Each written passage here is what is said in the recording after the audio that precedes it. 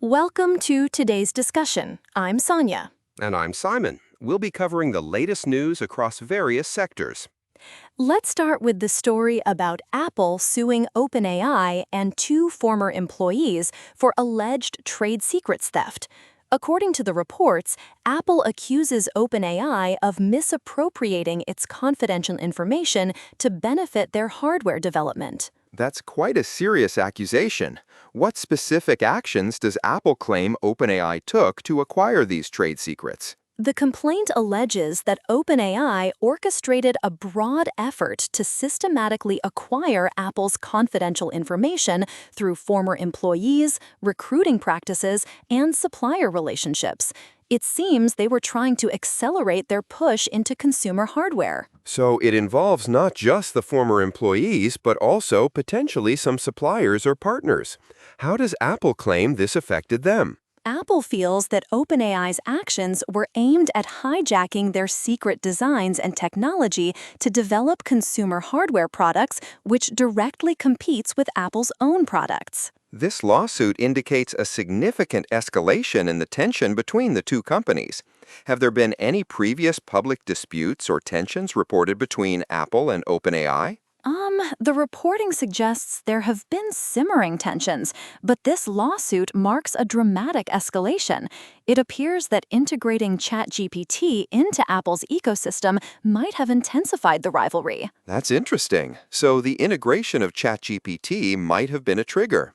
What are the potential implications of this lawsuit for OpenAI and the broader AI industry? If Apple succeeds, it could set a precedent for how companies protect their trade secrets, especially in the AI sector, where collaboration and information sharing are common. It might also slow down OpenAI's hardware development plans. Moving on to the Keystone Pipeline story, the operator is agreeing to pay a $26.9 million penalty over a major oil spill in Kansas. Can you provide more details about this incident? The spill occurred in December 2022. The proposed settlement includes not just the civil penalty, but also around $40 million to be spent on preventing future accidents. That's a significant amount for preventative measures.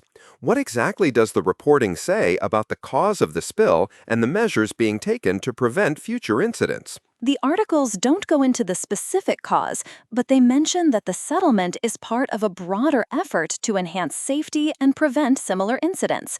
The operator, TC Energy, is expected to implement various safety measures. So the settlement seems to focus on both punishing the past incident and preventing future ones. How does this fit into the larger context of pipeline safety regulations in the U.S.? This case might lead to more stringent regulations or inspections for pipelines, especially those carrying large volumes of oil. It highlights the ongoing challenges in balancing pipeline operations with environmental and safety concerns. Let's shift to the trade news. India and Canada have concluded the third round of talks on a proposed trade pact. What are the key takeaways from these negotiations? Both countries are aiming to boost bilateral trade to $50 billion by 2030. The negotiations have shown positive progress across various tracks. That's an ambitious target.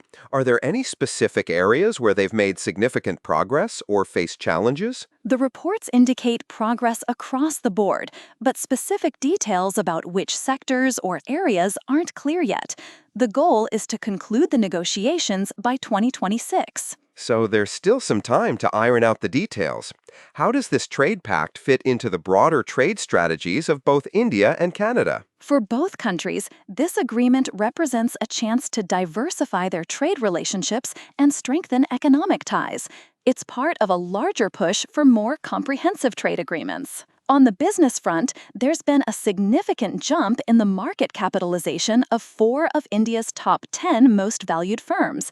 Can you break down the details? The combined market capitalization of these 4 firms increased by rupees 92,995 crore.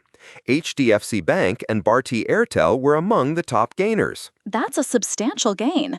What are the other 2 firms that contributed to this increase? Along with HDFC Bank and Bharti Airtel, RIL and LIC also saw significant gains.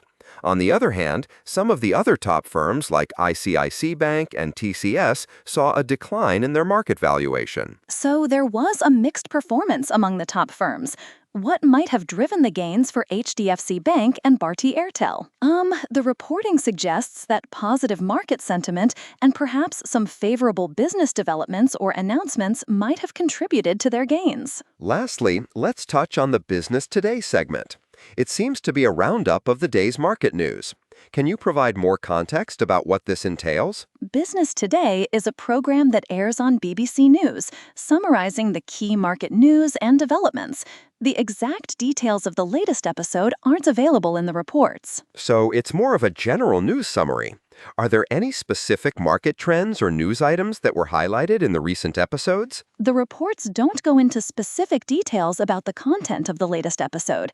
It appears to be a regular feature, providing an overview of market news. As we've covered all the stories, that's all for today's discussion. Thank you for tuning in. We'll be back with more news and analysis soon. Goodbye.